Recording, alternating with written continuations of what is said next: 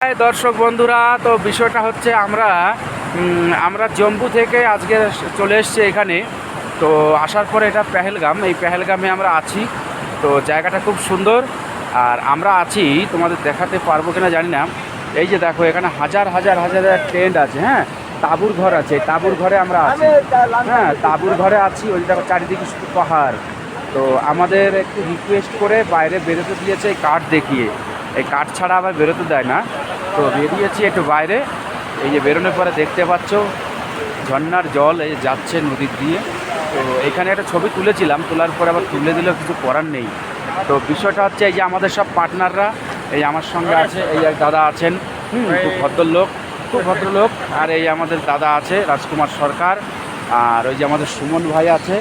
তো জায়গাটা খুব সুন্দর, এই যে দেখতেই পাচ্ছেন জল যাচ্ছে কত সুন্দরভাবে। তো এবার নেমেছিলাম, নেমে একটা ছবি তুলেছি, তার পরবর্তীতে আবার সমস্যা করে তুলে দিলে ওরা।